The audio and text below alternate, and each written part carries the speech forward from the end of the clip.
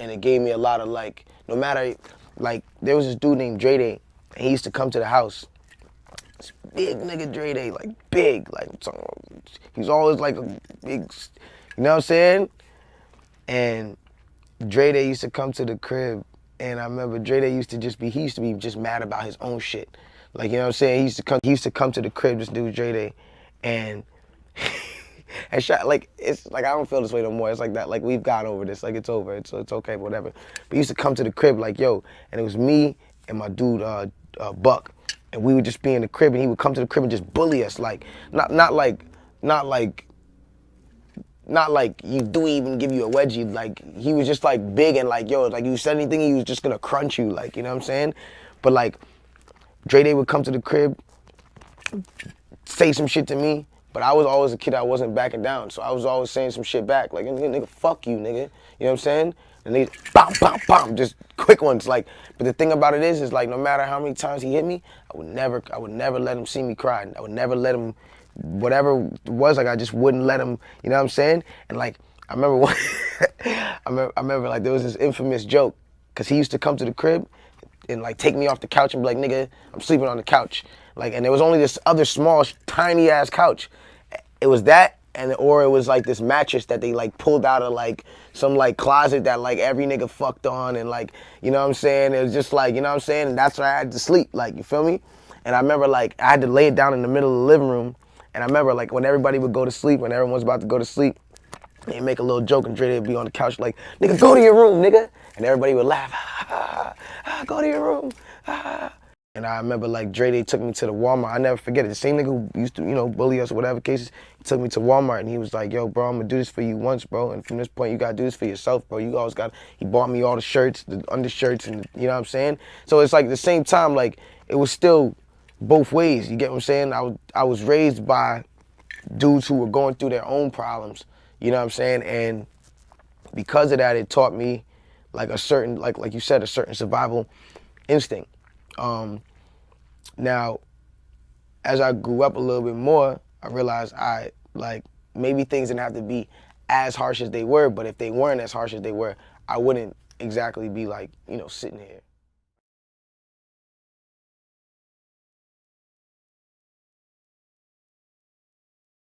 All right, how you doing, guys? We're here with Dreday, and we're here to talk about some Tory Lanez. How you doing, Dreday? How you doing today? I'm alright, man. Yourself? Not too bad, not too bad. Got some snacks going on. All right, let's get this started. So, start off. Why don't you explain a little bit about yourself? What do you do? What do you do on a daily basis? I'm a trainer. I'm a personal motivator. I would say I'm a motivator more than a trainer. I just use training as an aspect to motivate people. You know, that's how I connect. I connect through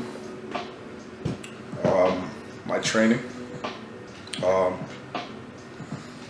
a day-to-day, if I'm not, you know, connecting with people and training clients, I'm usually working out. So then, going on with the interview that we saw the other day of Tory Lanez talking about his childhood and everything.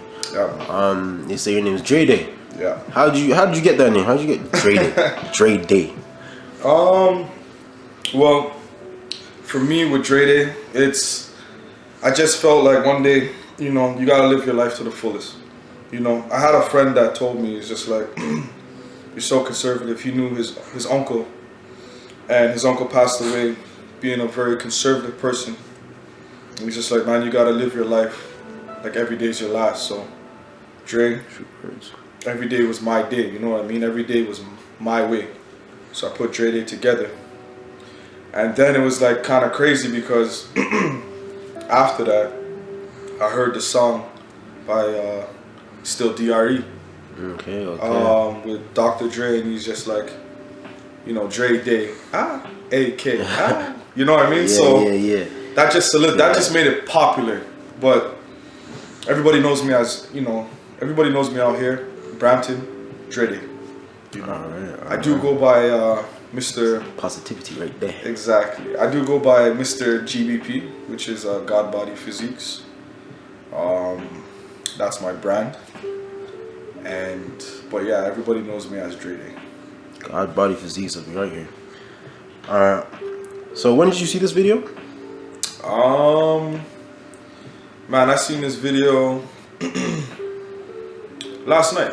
Last night. And how was it? What was your reaction when you first saw? I mean, Sorry. When you first saw the video and then you saw him talking about you, and then and what you guys went through. You know, so personally, you know, when I seen the video, it was like, you know, he was talking about, he's getting down to in depth, you know, about a lot of things about how it was back here, and I like to see him relate to back here, you know. So moving forward, you know, when he said Dreday, it was just like, he's talking about me. You know what I mean? Like, he's talking about me. It's just like, it was crazy, you know. So, you know, because, you know, sometimes you think that people forget about you, and you know, or sometimes, you know, honestly, the things that you try to instill into people, they don't realize till later. You know that you know what you try to tell them at that time, they're not trying to hear. Like, you know, young kids. I'm not trying to hear kids. shit. You know, your kids. I was younger, so I mean, at that time, young kids ain't trying to hear that old man shit. Yeah. You know what I mean? So for me, when he was talking about me, man, it was just humbling. It was I got to him. You know what I mean? And I guess he finally realized that, to say that, like, I got to him. You know, and for me, that's all I ever wanted to do, is just to reach out and motivate people in any type of way, you know. And all you guys were going through, like, a certain type of struggle in your own life, and to actually do that, that's real positive, you know. Yeah, I was in a bad, you know, I was in a bad time of my life myself, you know. So, but I always tell people, you can't make people see that, because, you know, the world will crush you. You know what I mean? The world will devour you if you let people see that, right? So I try not to really let it phase me, or let a lot of my friends see my pain. You know what I mean? And if I can help out, I'm gonna do my best to help out at the end of the day, because that's just the nature and the character of a man that I am. You know? Okay. So I know people really don't get the nitty gritty on some artists, right? So I'm gonna ask you this question: how was it? If you remember, how was it in those times knowing Tory? How was he like? How'd you react to it? Okay, so at that time I'm older, so I know Tory as a young dude. You know what I mean? He's a little whippersnapper. You know, very energetic. He had charisma. He was bright. You know what I'm saying? But very mouthy at the same point in time. You know, like, he's just one of those. Yo, Dreday, man, like, yo, awesome. Yeah, some fuck you shit. You know what I mean? Like, he'll just be the one to just say that to you. Like, he's an instigator. He's an instigator. You know, we always used to play Halo. You know, so that was one thing that we always did, and then we always used to. I always used to talk about whatever I wanted to do in life, and we always. You know what? I'm pretty sure to this day he'll remember me saying I want to open up a Tim Hortons. So 10 years ago, you know what I mean? That's what I told him. He's like, yo, Dreday, one day I'm gonna help you with that. I'm like, nah, man, don't worry about that. I'm gonna get that. One day I'm gonna get that. Don't worry about that. You know, so like my conversation and how I was with him was, I was big brother. You know what I mean? He had his brothers around, but like, that's my character. You know what I mean? I can't be friend with you because we're not the same age. So it's big brother status, you know? I feel that. Alright, so we'll move on to the next question. We heard his perspective on how the living situations are there. What's your perspective on that, on the living situations? Well, you know, again, to touch base on the bigger brother situation, he was the youngest dude. So I guess everybody to him, it looked like a pick on thing. So it looked like everybody would be picking on him. You know what I mean? So it was like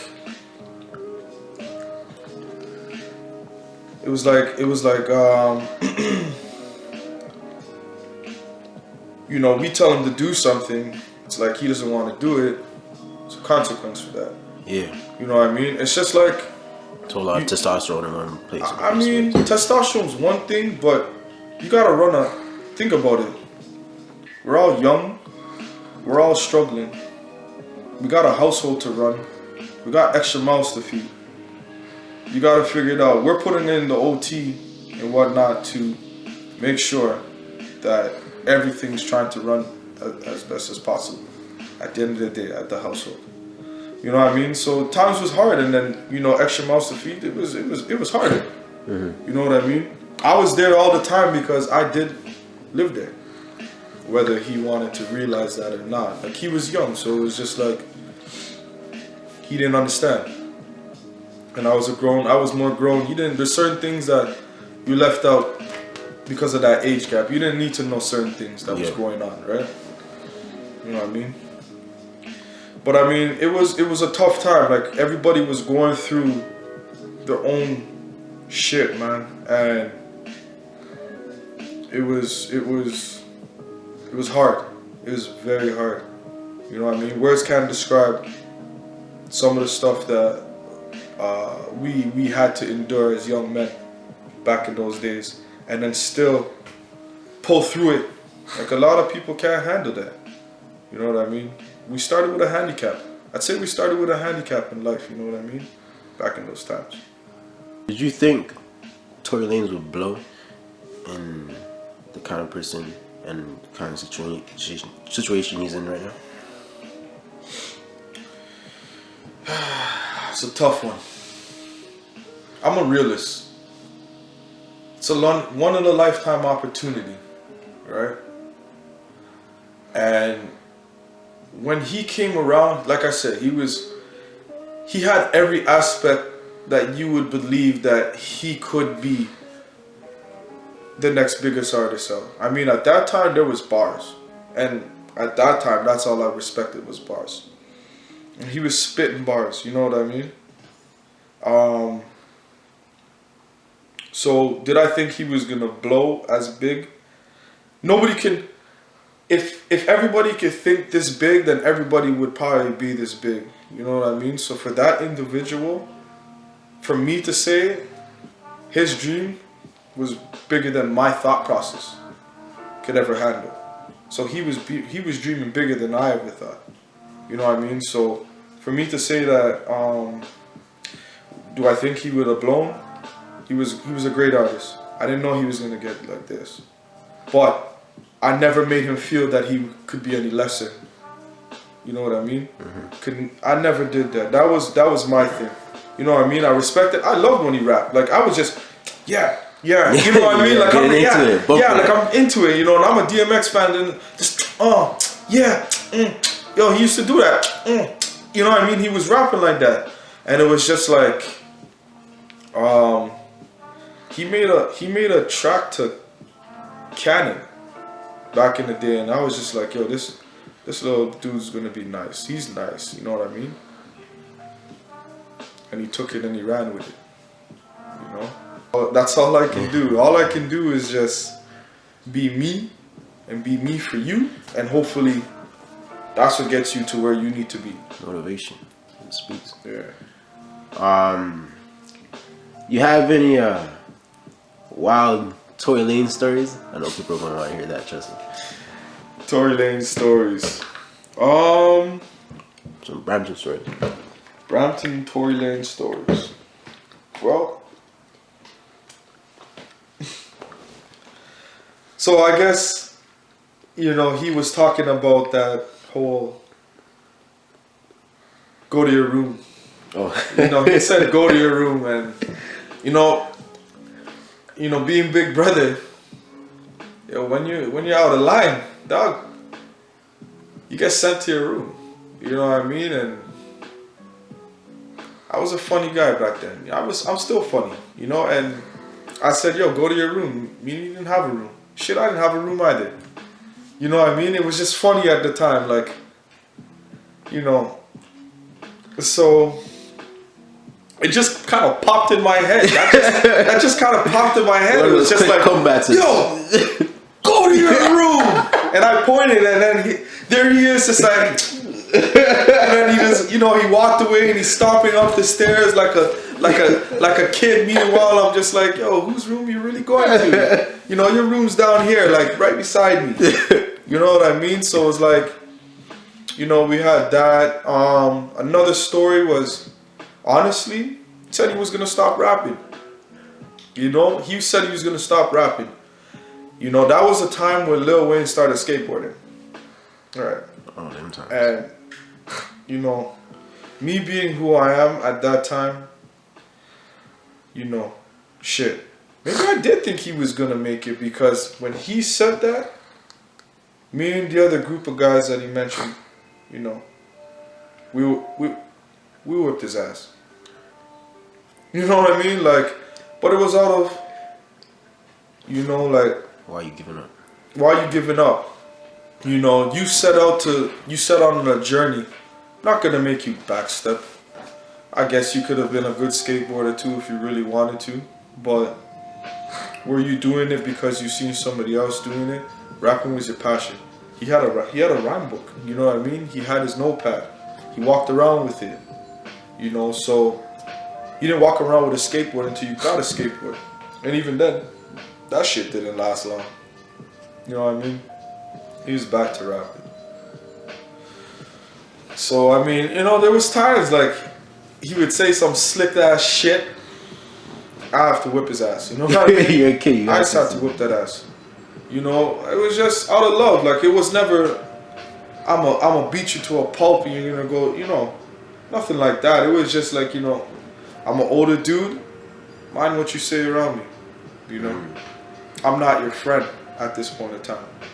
I'm a guardian. You know what I mean? Like, I'm a at this, man now. yeah, I'm a big man. Like, I'm a big man, and it's just like, I wish that somebody was doing that for me, because maybe I could have been somewhere further at that point in time. So it's like, all the things that I feel like I wish I had, I try to give to him. And maybe it was in the wrong way. You know what I mean? But nonetheless, it made him who he said. It made him who he is today. You know what I mean? And how do you feel knowing that you're able to, you know, help somebody or inspire somebody to become such a successful person as he is?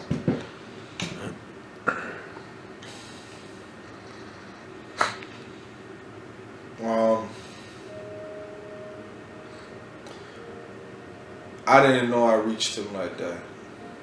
You know, I guess we always had a different relationship, and I guess it's one of those things where you don't want to hear this young dude talking this old man shit to you. But like, moving forward, it could have been the jewels, the keys to your success. So for me, whoever soaks up whatever I have to say, it's like, I'm really just putting it out there to be positive. You know, when I extend to help you, I really am trying to help you, because that's the person who I am. I'm happy for where he is. You know what I mean? I want him to be better than what he is right now. You know, still. You know, if he was to ever see this, it's just like, you just started your journey. You got so much more potential in you. You know what I mean?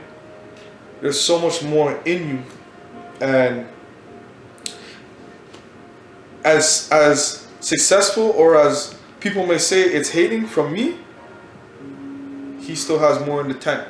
So as long as if everybody believes he is where he is and he's good, I believe he's given 50%, because he can be at the top of the world. And I don't mean that on no disrespect. I just like to push people to the fullest.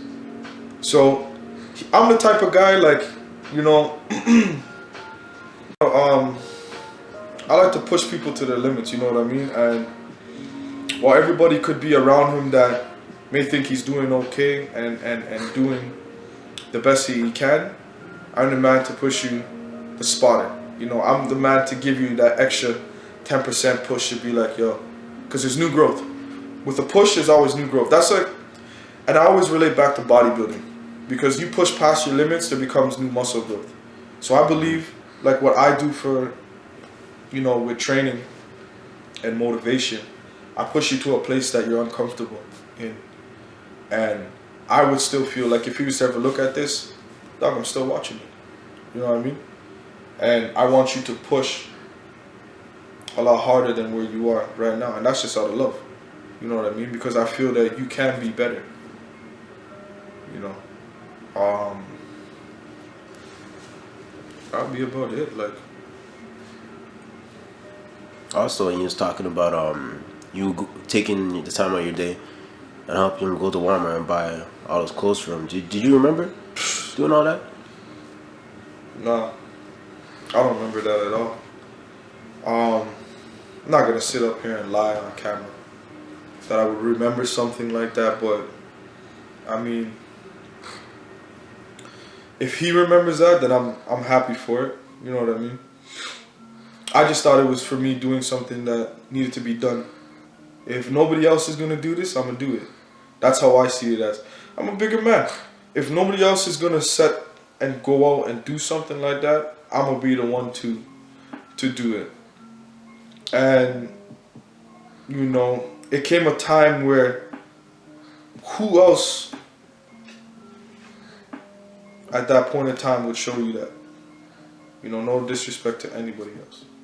But I just felt like at that time, I was big enough to do it.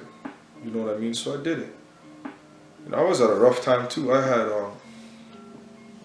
you know, in and out of jobs, and I had 2 kids of my own. You know what I mean? So the slave ship wasn't running right. And graveyard shift. Graveyard shifts, and so for me to do what I did, it was just like when somebody's in need, you gotta think how much more this whatever so and so money is gonna do for them than it's gonna do for you, and you just make that decision to do it, right? And that's it. It's just money. You'll make it back, no problem. You know. So it's funny, like how he remembered something like that. You know. That just goes to against. That's just my character. You know, when I see somebody that needs help, I help because I can. I'm big enough to do it. You know. So I relate that now in my training, and I try to motivate and continue to inspire people to do the best that they can, as I did with him, as he said. It's the little things that count.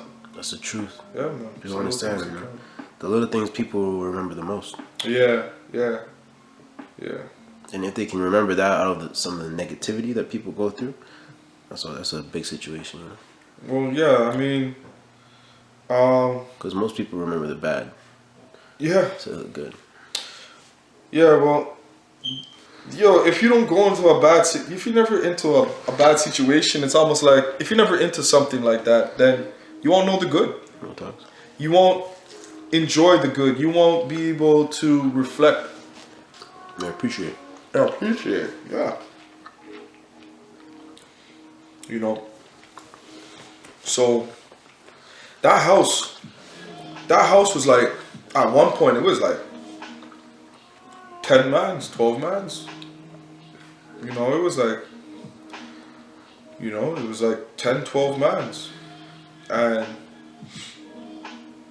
those guys extended and opened up to people, because at that point it was just like,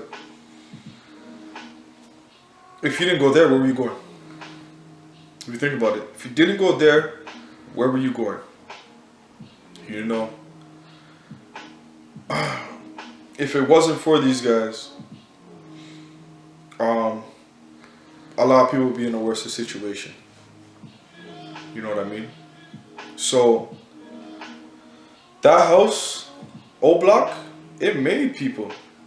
It made people because if you think about it this way, this is my opinion. If you had to do a full-time job, it takes away from any type of entrepreneurial skills that you want to put forth into a craft, so to speak, or a craft. So it's like now you may be talented at something, but you gotta go work a 9 to 5 to go pay for where you live. Sometimes even more. I was gonna say that, and then at that point in time, you don't even make enough to even support what you need. Mm-hmm. So now you gotta go buy food. You know, there's a whole bunch of hungry ass niggas at that place, right? So, you know, do you eat your food on road? What do you do when you know, what do you do when the food's done? Or you're finished, but the food's not, you know what I mean? You put it in the fridge and it's just like, there's a whole bunch of guys there that are just, they're more hungry than you are at that point. You know what I mean? And it's like, what do you do at that situation? You're already not making enough to support where you're at. You can never have a good meal because all you're worrying about is if you make it, will you be able to store it? You know. People were just in bad times, man. It was bad times, and that's all it was really. But we still kept the house afloat. You know, like those dudes kept the house afloat, and I believe that it freed time for him to put into his craft. Mm-hmm. You know, because you didn't have to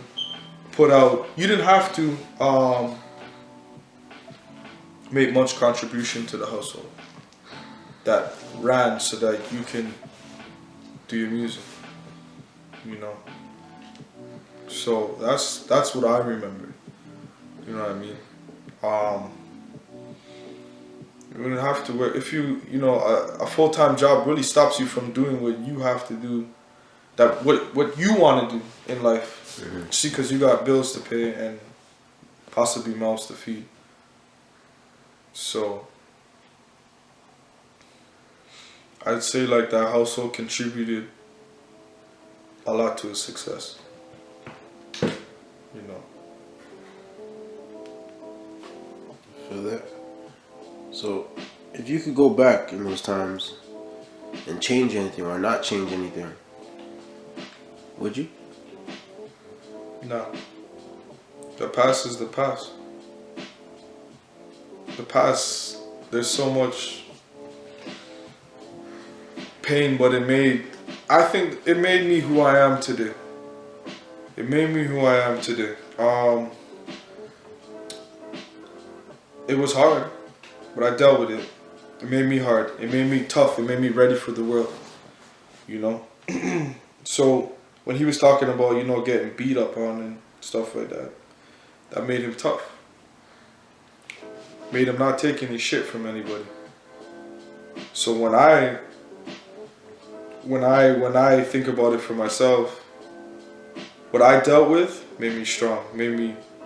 It made me ruthless, but it made me a ruthless thinker. It made me think my way out of battles.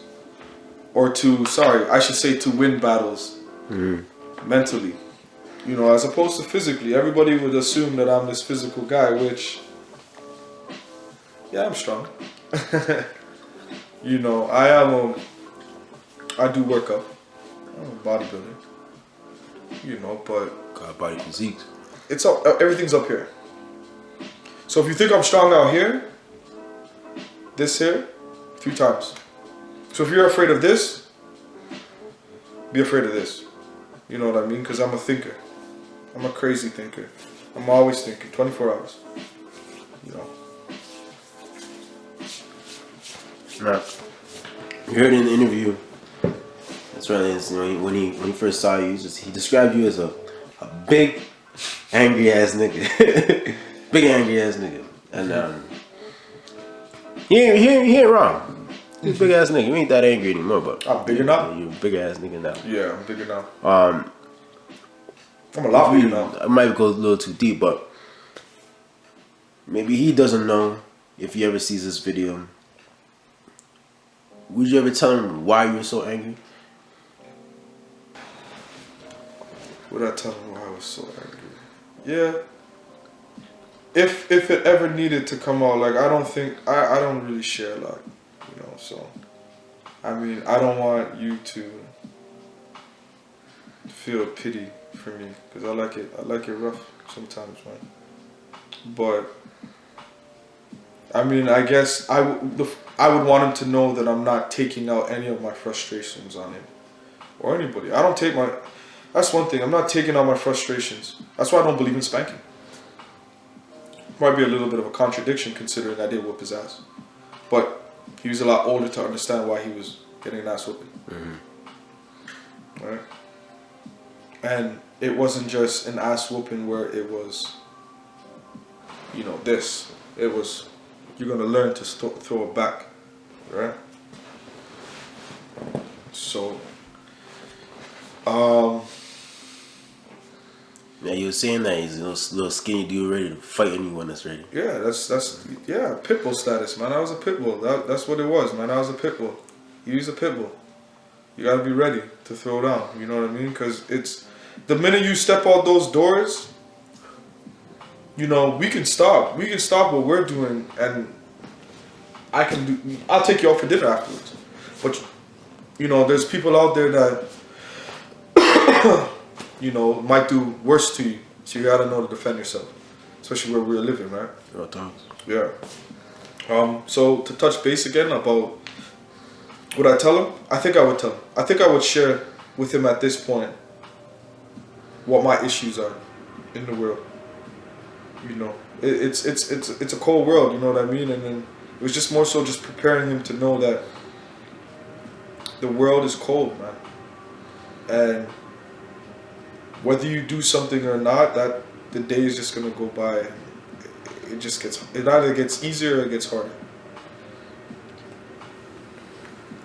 That's what's up. So if you could tell him anything right now, or wanted to tell him everything right now, what would you say? At the end of that's the last question.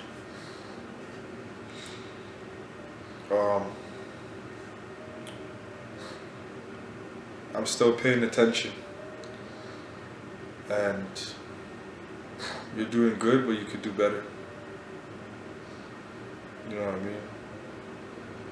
And you know that I'm not the type to really be flying out and going out, do this and doing that, because you know I was always that person. But anytime you need to talk to me, you know how to get a hold of me. About some real life shit. You know, you can talk to me about some real life shit. Anytime you need the heart to heart.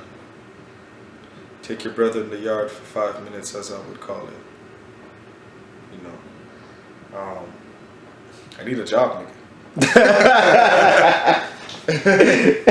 What else you do? I'm proud of you. We don't hate you. We never did. I think we had anger issues within ourselves and didn't know how to express it because that wasn't what we were taught to do as young men. You guys are young too. We were young. So don't feel that, because you're around the same age now that I had my issues, so don't feel that you have to bottle it in, because you bottle it in, there's a whole lot of mental stress, and you got a lot riding on you right now, more than me. Did I think he was gonna blow? Hell no. Nah, I'm joking. That's Dreday. There's only one way to be. Every day is my day. Every day, man. Yeah. God, body, see.